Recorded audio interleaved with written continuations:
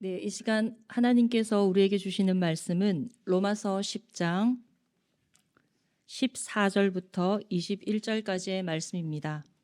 로마서 10장 14절부터 21절까지의 말씀을 저와 여러분이 교독하시고 마지막 21절은 함께 읽도록 하겠습니다. 그런즉 그들이 믿지 아니하는 일을 어찌 부르리요? 듣지도 못한 일을 어찌 믿으리요? 전파하는 자가 없이 어찌 들으리요?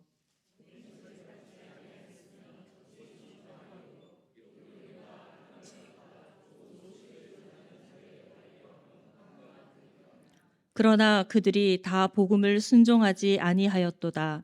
이사야가 이르되 주여 우리가 전한 것을 누가 믿었나이까 하였으니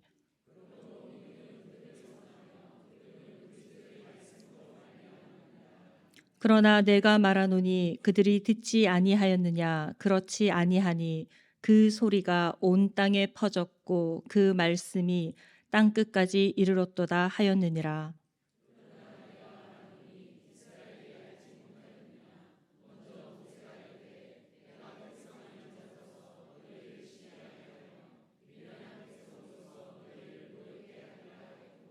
이사야는 매우 담대하여 내가 나를 찾지 아니한 자들에게 찾은 바 되고 내게 묻지 아니한 자들에게 나타났노라 말하였고 이스라엘에 대하여 이르되 순종하지 아니하고 거슬러 말하는 백성에게 내가 종일 내 손을 벌렸노라 하였느니라. 아멘. 네. 우리 모두는 복음을 전하는 것이 우리의 의무이자 또 책임이라는 것을 너무나 잘 알고 있습니다. 복음을 듣고 또 구원의 은혜를 먼저 받은 자로서 마땅히 해야 할 하나님 나라의 일이라는 것도 압니다. 그럼에도 대다수의 믿는 사람들은 복음을 선포하는 일을 멀게 느끼거나 또 힘들고 부담스러운 일이라고 생각하는 경향이 많습니다. 그리스도인이라면 당연한 사명이라고 생각하면서도 자신만은 예외로 두고 싶어 합니다. 사실 과거에 저 역시 그러했습니다. 제가 신대원을 다니면서 가끔 들었던 질문이 있습니다. 넌 비전이 뭐냐? 어떤 목회를 하기를 원하느냐? 하는 것입니다. 그때 저는 어떻게 대답했을까요? 거창하게 대답하지 않았습니다. 이렇게 솔직하게 대답하면 이렇습니다. 잘 모르지만 선교사는 제 길이 아닌 것 같아요. 선교사만 아니면 괜찮아요. 라고 솔직하게 대답했습니다. 사실 지금은 그 대답이 너무나 말도 안 되게 어리석고 또 이기적이며 부끄러운 답변이라는 것을 잘 압니다. 그런데 그 당시 제가 이러한 대답을 했던 이유는 한국 교회, 선교의 역사와 또 선교사에 대한 부정적인 이미지와 편견, 또한 복음을 전하는 것에 대한 부담감, 그리고 복음의 증인으로 산다는 것의 어떤 무게와 또 하나님이 주실 영광에 대해서 제가 깊이 깨닫지 못했기 때문이었습니다. 이런 이유뿐만 아니라 보다 근원적으로 복음을 전파하지 않는 이유에 대한 답변을 하나님의 말씀인 성경과 또 세계 교회사 속에서 찾을 수 있습니다. 그 이유 중 하나를 세계 선교에 대한 다양한 관점을 기술하고 있는 미션 익스포저라는 이 선교학 책에서는 이렇게 언급하고 있습니다. 제가 한 단락을 읽어보겠습니다. 역사적으로 볼 때 세계 복음화에 대한 교회의 헌신 정도는 성경의 권위에 대한 확신과 비례했다. 그리스도인들이 성경에 대한 확신을 잃을 때마다 복음 전도에 대한 열심도 사라지곤 했다. 반대로 성경에 대한 이 확신을 할 때마다 그들은 결연히 복음 전도에 나섰다. 어떻게 여러분들은 동의가 되십니까? 이 글을 읽으면서 그리스도인이라고 말하는 이들이 전도하지 않는 가장 근원적인 이유를 저는 잘 설명하고 있다고 생각합니다. 우리가 절대 진리라고 믿는 이 성경의 권위에 대한 믿음과 확신이 없다면 결코 복음을 선포할 수 없다는 그 사실에 우리 모두는 수긍할 수밖에 없습니다. 그리스도 안에 있는 이 복음의 비밀이 기록된 책, 하나님의 언약의 기록인 이 성경을 하나님의 말씀으로 인정하지 않는 사람은 구원의 은혜를 경험할 수 없고 또한 한 영혼도 주님께로 인도할 수 없습니다. 복음의 그 어떠한 한 자락도 선포할 수 없습니다. 오늘 본문은 우리 모두에게 복음을 선포하는 것과 또한 우리를 향한 하나님의 구원의 초대가 얼마나 놀라운 은혜인지를 다시 한번 알려주는 말씀입니다. 이 오늘 본문 말씀 중에서 특별히 14절부터 15절 이 두 구절의 말씀이 굉장히 중요합니다. 바로 선교의 근거가 되는 말씀이기 때문입니다. 짧은 이 두 구절 안에 몇 개의 질문이 나오고 있습니까? 네 가지의 질문이 나옵니다. 이 네 개의 질문을 제가 새번역 성경으로 성도님들께 한번 질문 드려보겠습니다. 사실 답은 이미 정해져 있습니다. 그럼에도 불구하고 질문을 드릴 때 여러분들이 답해 보시기 바랍니다. 먼저 사람들은 자기들이 믿은 적이 없는 분을 어떻게 부를 수 있겠습니까? 대답하십시오. 없습니다. 들은 적이 없는 분을 어떻게 믿을 수 있겠습니까? 선포하는 사람이 없으면 어떻게 들을 수 있겠습니까? 보내심을 받지 않았는데 어떻게 선포할 수 있겠습니까? 이 모든 질문에 대한 답은 사실 모두 없습니다입니다. 선포하는 사람이 없으면 하나님의 이름을 부를 수 없고 듣지 못했으니 믿을 수도 없습니다. 믿지 않으니 구원의 은혜를 얻지 못하게 되는 것이 어쩌면 당연한 결과일 것입니다. 결국 오늘 말씀에서 바울이 강조하고 싶은 것은 이 복음의 선포와 선포된 복음을 잘 들음에 대한 것입니다. 우리는 이 결론을 염두에 두고 이 위의 질문들을 다시 한번 살펴보도록 하겠습니다. 먼저 첫째 질문인 그들이 믿지 아니하는 일을 어찌 부르리요? 이러한 질문에서 이 부르다라는 이 동사는 그저 단순히 도움을 요청하는 부름이 아닙니다. 누구를 부르는 그러한 부름이 아닙니다. 오히려 예수님과의 관계 속에서 예수 그리스도가 자신의 주인 되심을 고백하는 의미로 부르는 그러한 의미로 이해하는 것이 적절합니다. 그렇다면 이런 고백은 구원받은 백성에게서만 나올 수 있겠죠. 하나님을 믿지 않는 사람은 당연히 하나님의 주인 되심을 고백할 수 없습니다. 두 번째 질문에서 듣지도 못한 일을 어찌 믿으리요? 하는 이 질문은 믿기 위해서는 복음을 먼저 들어야 한다는 사실을 강조합니다. 들음의 중요성을 언급하는 질문입니다. 17절 말씀에서도 믿음은 무엇에서 난다고 기록하고 있습니까? 네, 들음에서 난다고 기록하고 있습니다. 이 듣는다, 듣다라는 이 헬라어는 들음이라는 기본적인 의미 외에 조금 더 깊이 들어가 보면 들어서 알다, 깨닫다, 그리고 순종하다 등의 의미를 포함하는 동사입니다. 히브리어 성경 이 원문을 그리스어로 번역한 70인역 성경에서는 이 듣다라는 단어가 히브리어 무엇과 같을까요? 여러분들이 너무나 잘 알고 있는 신명기 6장 4절부터 5절의 말씀입니다. 쉐마와 연관이 있습니다. 이 쉐마의 뜻이 무엇입니까? 이스라엘아 들으라. 이러한 의미로 이 구절은 유대인들의 신앙 고백과도 같은 구절입니다. 이러한 연관성을 우리가 생각해 볼 때 여기서 들음의 의미가 단순히 청각기관을 통해 듣는다는 행위를 넘어서서 듣고 이해하고 순종하는 그 행위로까지 확장된 의미라는 것을 우리는 확인할 수 있습니다. 그러니 믿고 구원받는 이 과정에서 선포된 복음을 제대로 듣는 것은 너무나 중요한 일입니다. 그렇다고 한다면 잘 듣기 위해서 더 중요한 것이 무엇이겠습니까? 바로 듣는 사람들이 분명하게 이해할 수 있도록 가르치고 전하는 사람이 있어야 한다는 것입니다. 바로 세 번째 질문과 연결됩니다. 전파하는 자가 없이 어찌 들으리요? 여기서 전파하는 자 또는 선포하는 자는 누구입니까? 바로 예수님을 믿고 따르는 제자들입니다. 예수님은 제자들에게 마태복음 28장 19절부터 20절 말씀을 통해 지상 최고의 명령을 주셨습니다. 무엇입니까? 바로 복음을 전파하라는 명령입니다. 이 전파라는 명령과 더불어 주신 또 다른 사명이 있죠. 바로 20절에 내가 너희에게 분부한 모든 것을 가르쳐 지키게 하는 것입니다. 예수님께서 제자들에게 얘기하고 보여주고 경험시켜 주었던 그 모든 것을 가르치고 지키게 하는 것입니다. 여기서 말씀에서 전파하는 자를 이 헬라어 원문에 근거하여 번역하면 이렇습니다.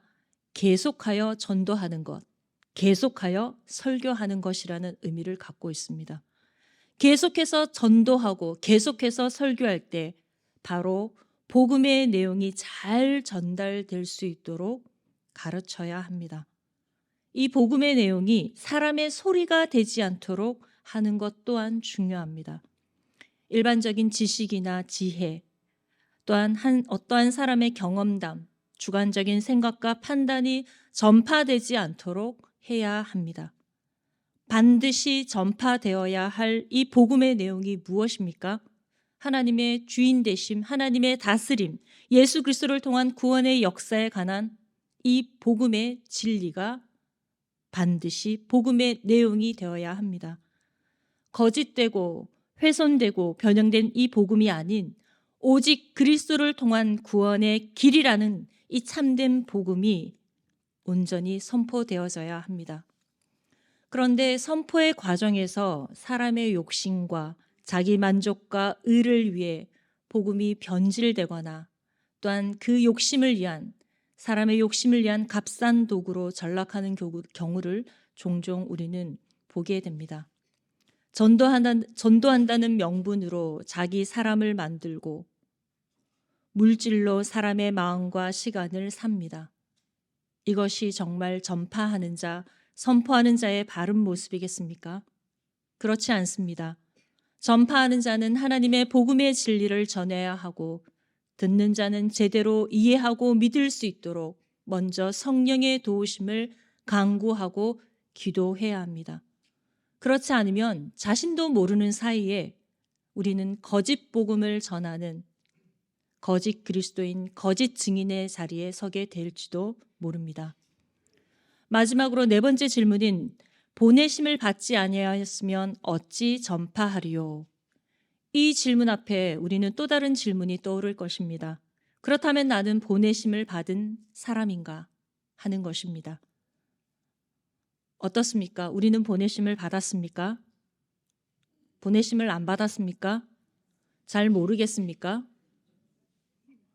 네, 우리는 하나님으로부터 이 땅 가운데 거룩한 백성이요 제사장으로 그리스도의 제자로 하나님 나라의 백성으로 살아가도록 선택받고 부르심을 받은 사람들입니다. 다만 그 부르심의 은사와 섬김의 모습과 역할과 자리가 다를 뿐입니다. 우리는 보냄을 받은 제자요 사도로서 복음을 전파해야 할 사명을 동일하게 받았다는 것을 분명하게 기억하실 수 있기를 바랍니다.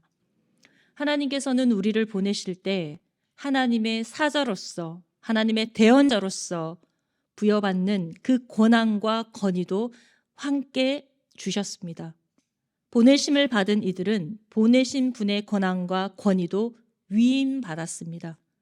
우리는 하나님의 거룩한 권위 아래 복음을 전파하는 것이기 때문에 혹시라도 복음을 전할 때 사람들이 거부하고 거절하고 무시해도 두려워하지 맙시다.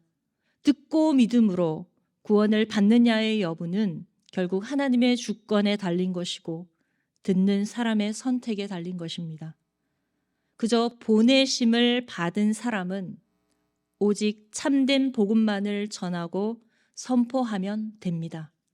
그렇게 할 때 하나님 앞에서 복음을 전파하는 이들의 그 발걸음을 통해 귀한 생명의 열매를 맺게 될 것입니다. 우리는 선교의 근거가 되는 이 네 개의 질문을 통해 복음의 선포와 보내심에 대한 중요함을 다시 한번 확인했습니다. 모르지 않습니다.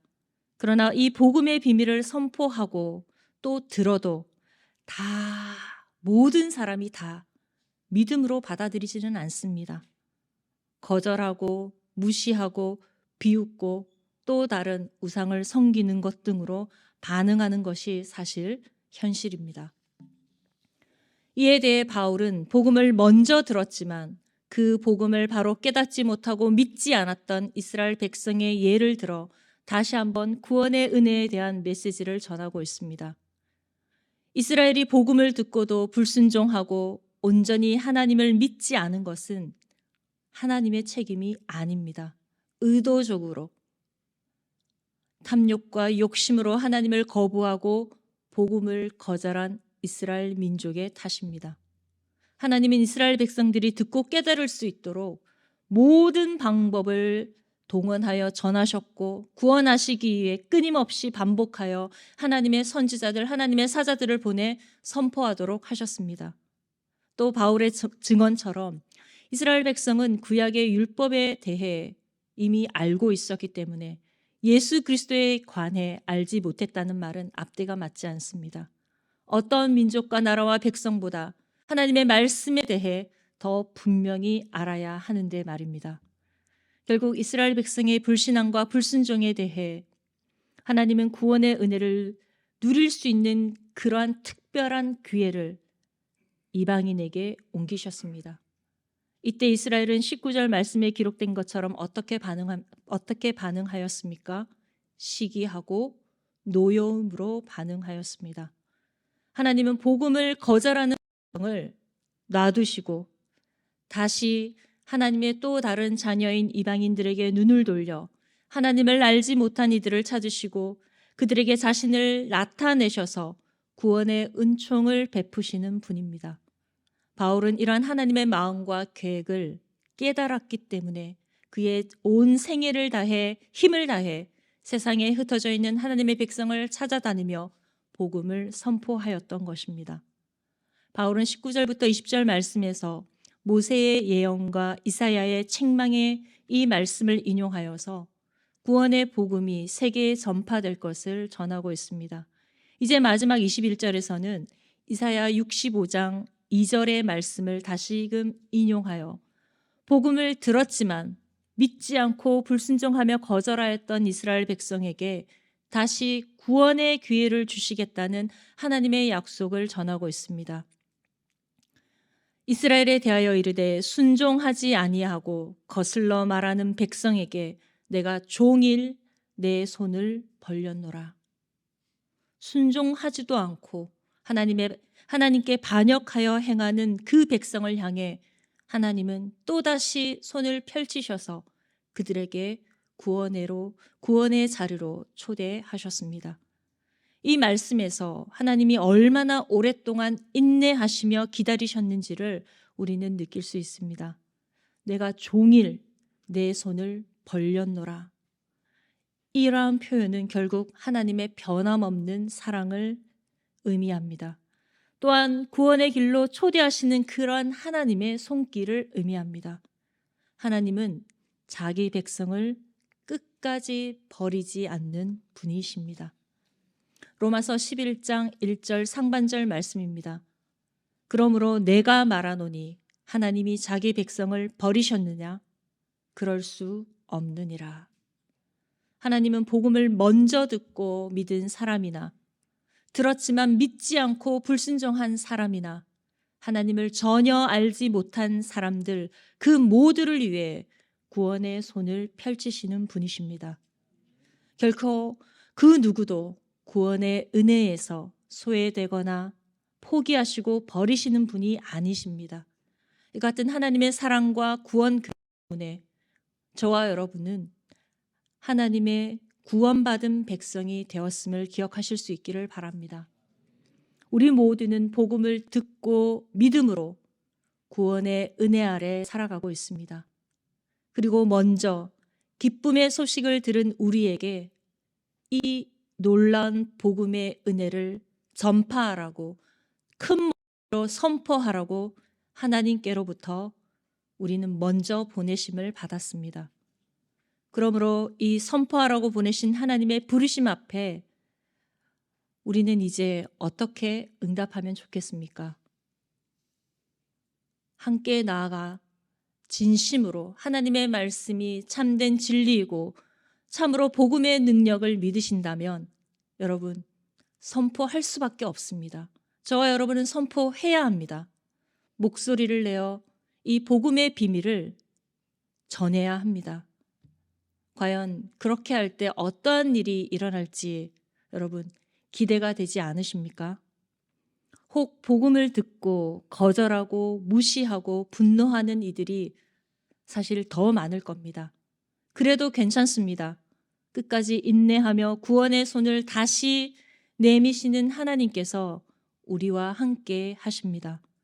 전하는 자나 듣는 자 모두에게 동일한 구원의 약속을 이루시는 하나님의 신실한 사랑과 은혜가 오늘 복음 선포에 복음 전도의 사명을 감당하기를 결심하는 주님의 자녀들, 백성들, 또한 하나님의 보내심을 받은 우리 땅끝 교회에 충만하시기를 진심으로 소망합니다. 함께 기도드립니다.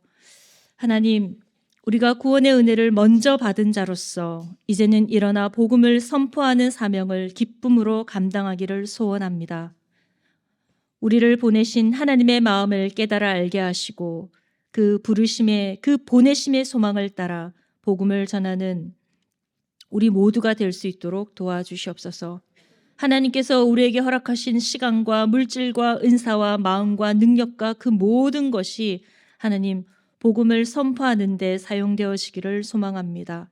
하나님, 우리가 나아가든지 보내든지 선교적 사명을 감당하기를 더 이상 주저하지 않는 우리 땅끝 교회가 되게 하옵소서. 주님께서 보이신 생명의 길을 따라 날마다 나아가길 소망할 때 그렇게 살아갈 수 있는 힘과 능력과 지혜를 더하여 주실 것을 믿습니다. 주님, 우리를 통해 하나님 나라의 구원의 역사를 이루어 주시옵소서. 예수님의 이름으로 기도드립니다. 아멘.